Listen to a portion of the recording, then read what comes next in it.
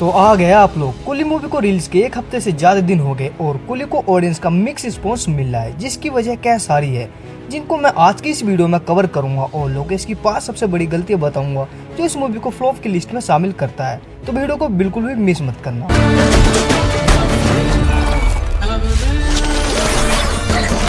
सबसे पहले अगर बात करें कुली की बॉक्स ऑफिस की, तो कुली ने 400 करोड़ से ज्यादा का कलेक्शन कर लिया है।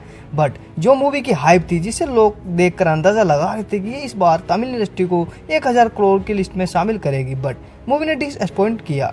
मूवी और भी बेहतर हो सकती थी अगर ये 5 मिस्टेक लोकेश नहीं करते, जिससे आप भी एग्री करोगे। तो चलिए शुरू करते हैं। Mistake 1, Lokesh stop being Lokesh. पहली वजह, लोकेश कनराज ने अपना सिग्नेचर स्टाइल छोड़ दिया है। लोकेश के नाम का मतलब stylish direction, high octane violence और नॉन स्टॉप एंटरटेनमेंट। उनकी फिल्म में हमें हॉलीवुड रेफरेंस आराम से देखने को मिलता था। वह मसाला टॉपर्स को भी अपने अंदाज में पेश किया करते हैं। कैथी का टेंशन हो, विक्रम का स्वैग हो या लियो का ग्रैंड हो, हर फिल्म में लोकेश का डीएनए होता था। पर कुली में क्या हुआ, लोकेश ने अपना प्ले बुक फेंक दिया और रजनीकांत के लार्जर लाइफ के इमेज के पीछे भाग पड़े। फिल्म दिखाते वक्त लगता है जैसे ये लोकेश की नहीं बल्कि नेल्सन के दिलीप कुमार का जेलर हो या ऐश्वर्या राय और रजनीकांत के रोबोट जैसी फिल्में लगती है, जहां सिर्फ रजनीकांत का ऑरा ही सब कुछ है। एलसी का ट्रेडमार्क तो है लोग कैमियो, N90 के गाने, बैकग्राउंड में ईस्टर एग्स, लेकिन ये सब बेजान लगते हैं, जैसे कोई चेकलिस्ट टिक कर रहा हो। एक स्क्रीन में रजनी की एंट्री होती है और 90 के गाने के साथ, लेकिन वो भी पंच नहीं लगता क्योंकि ये सब प्रेडिक्टेबल हो चुका है। लोकेश के फैंस को नयापन चाहिए था, लेकिन उन्होंने पुराने फॉर्मूलों को कॉपी पेस्ट किया। और सबसे बड़ा मिस्टेक, लोकेश ने रजनी के सुपरस्टार स्टेटस फिल्म को बैकबोन बना दिया, लेकिन अपनी स्टोरी टेलिंग को बिल्कुल ही खो दिया और उसकी सोल खत्म कर दी। आपको क्या लगता है, लोकेश ने प्रेशर में आकर अपना स्टाइल भूल गए? कमेंट में जरूर बताएं। Mistake 2, a story that lost track. दूसरी वजह, कुली की कहानी अपने रास्तों को खो देती है। फिल्म दूसरी शुरू होती है एक धमाकेदार प्रोमिस के साथ। रजनी का कैरेक्टर देवा एक मिस्टीरियस पास्ट वाला आदमी है जो साइमन नागार्जुन के स्मगलर कैरेक्टर के साथ उलझता है। एक मर्डर के रिवेंज के एंगल भी है। पहला हाफ दिखाता है कि आप सोचते हैं कि ये तो इंटेंस क्राइम थ्रिलर बनने वाला है, देवा का बैकग्राउंड क्या है, क्लाइमैक्स कैसा होगा, लेकिन इंटरवल तक कहानी भटक जाती है। साइड प्लॉट्स आते हैं, कोई स्मगलिंग का एंगल, कोई रैंडम गैंग वार, जो मेन स्टोरी को कोई लेना देना नहीं रखता। सेकंड हाफ तो पूरा एक्शन सेट पीस है का झुंड है, बस रजनी का इंस्टेंस कास्ट और सुपरस्टार मोमेंट दिखाने के लिए। एक सीन में देवा विलन के साथ लड़ता है, पर अगले सीन में कोई नया कैरेक्टर आ जाता है जो स्टोरी को और कॉम्प्लिकेटेड करता है। क्लाइमेक्स तक आपका दिमाग सवालों का तूफान होता है। देवा का पास्ट क्या है, साइमन का मोटिव क्या है, ये सब प्लॉट्स क्यों थे? ये लोकेश की सबसे बड़ी गलती थी। उन्होंने एक टाइट नैरेटिव के बजाय एक कैओटिक मेस बनाया। कैथी में एक रात की स्टोरी थी, विक्रम में एक क्लियर मिशन था। कुली में क्या? कुली में बस रजनीकांत का स्वैग, बिखरी हुई कहानी। आपको क्या लगता है कि स्टोरी का फोकस खो गया या फिर एक्शन सीक्वेंस ने आपको बचा लिया? मिस्टेक 3, मोर स्टाइल दैन सब्सटेंस। तीसरी वजह, कुली में स्टाइल है लेकिन सब्सटेंस नहीं। ये फिल्म देखने में शानदार है। गिरीश गंगाधर की सिनेमैटिक नियॉन लाइट्स के साथ कमाल करती है, हर एक फ्रेम पेंटिंग जैसी लगती है। अनुरुद्ध रविंद्राचार्य का बैकग्राउंड स्कोर इतना थंडरेटिंग है कि आपको लगता है कुछ बड़ा होने वाला है।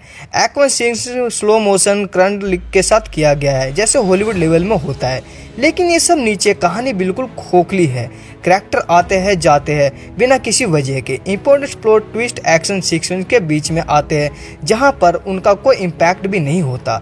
इमोशन आर्क्स हो तो बिल्कुल भी नहीं है। एक सीन में देव अपने पास्ट के बारे में हिंट देता है, लेकिन अगले सीन में ही वह अपने पास्ट को भूलकर एकदम नए अवतार में ले जाता है गंज के साथ। आपको इमोशनल कनेक्ट कब फील करना था? क्लाइमेक्स तक फिल्म अपनी वजह के नीचे दब जाती है। लोकेश ने सोचा कि स्टाइल के साथ काम चल जाएगा, लेकिन बिना सॉलिड राइटिंग के ये सब बिखरा है।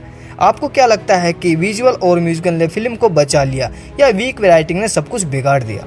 कमेंट में जरूर बताएं। मिस्टेक नंबर 4, नाग अर्जुन विलन फिजल आउट। चौथी वजह, नाग अर्जुन की विलन साइमन का बेकार है। रजनी की फिल्म हो या लोकेश की, एक धमाकेदार विलन के बिना मजा नहीं आता। विक्रम में विजय सेतुपेतु का, सनातन में या लियो के एंटू दास का यानी संजय दत्त का कैरेक्टर, ये विलन हीरो के लिए एक बड़ा चैलेंज थे। जब सुना नाग अर्जुन कुली में साइमन बनेगा तो लगा कि रजनी वर्सेस नाग अर्जुन का एक एपिक डेविस या गैलोथिक जैसा टक्कर होगा, लेकिन क्या हुआ? साइमन का स्क्रीन प्ले में इतना ज़्यादा साइलेंट किया कि आप भूल जाते हैं कि वह एक विलन है। उसका कैरेक्टर कभी भी थ्रेटिंग नहीं लगता। रजनी के सुपरस्टार मोमेंट के चक्कर में लोकेश ने विलन को भुला दिया। एक हीरो तभी साइन करता है जब विलन स्ट्रॉन्ग हो, ये लोकेश भूल गए। एक ट्विस्ट में सुविन साहिर का दयाल, जो कि साइमन के हैंडमैन है, उसने पोटेंशियल सभी था एक विलन बनने के लिए। दयाल में एक ऐसा विलन बनने का दम था जो देवा को टक्कर दे सकता था, लेकिन इंटरवल के बाद उसका कैरेक्टर कॉमिक रेफरल बना दिया। एक सीन में तो उसे डॉग कॉलर भी पहना दिया, जो कि एक ऐसा इंसल्ट है। आपको क्या लगा कि साइमन और दयाल के साथ गलत हुआ? यह रजनी के साइमन को विलन का काम नहीं कर पाता जैसे कि हमें दयाल के कैरेक्टर से एक्सपेक्टेशन थी। Mistake number 5, female character ओवरकुक्ड। चौथी वजह है कुली में फीमेल कैरेक्टर का बुरा हाल। लोकेश ने पहले भी यह इल्जाम लगा रहा है कि उनकी फिल्म में वुमेन्स को प्रॉप्स की तरह ट्रीट किया जाता है। कुली में भी यही हुआ। श्रुति हसन का कैरेक्टर प्रीति शुरुआत में थोड़ी वेट के साथ आती है, लेकिन जल्द ही वो धमाल से गिर जाती है। और रुचिता राम का कल्याणी, इसका कैरेक्टर तो पूरा रोलर कोस्टर है। एक पल में वो सिंडिकेट में फंसी हुई हेल्पलेस वुमेन है, दूसरे पल में वह स्मैचिंग डबल एजेंट, और अगले ही पल में वो बेचारी जो अपनी जान बचा रही है। उसका एंड इतना अनफेयर था कि आपको गुस्सा आता है। कल्याणी में विक्रम के एजेंटिना जैसी पोटेंशियल था, लेकिन स्क्रीन प्ले ने उसको बर्बाद कर दिया। लोकेश को यह समझना होगा कि स्ट्रॉन्ग फीमेल कैरेक्टर कहानी की तरह और गहरा कर देते हैं। फैंस ये बार बार क्यों बोलना पड़ता है? आपको क्या लगा कि फीमेल कैरेक्टर के साथ सही हुआ या गलत? कमेंट में जरूर बताएं। अब एंड में जाते जाते एक बोनस पॉइंट दूँ तो आपको बोनस पॉइंट है कि कुली में कैमियो का चेयर्स बन जाना। लोकेश का कैमियो पहले एक सरप्राइज होते थे, जैसे विक्रम में सूर्य का रोलेक्स का एंट्री, याद है ना, दिल खुश कर देता है। लेकिन कुली में कैमियो बस बॉक्स ऑफिस गिम्बिक्स लगते हैं। आमिर खान का कैमियो क्या था? नॉर्थ ऑडियंस को खुश करने का एक स्टंट, लेकिन स्टोरी में कोई वैल्यू नहीं। वहीं उपेंद्र एक पावर हाउस एक्टर, एक एंट्री बिल्डअप के साथ होता है, लेकिन फिर भी कहानी में उसको वेस्ट कर देते हैं। सत्यराज के कैरेक्टर के साथ भी शुरू में चुपके से आता है और चुपके से चला जाता है।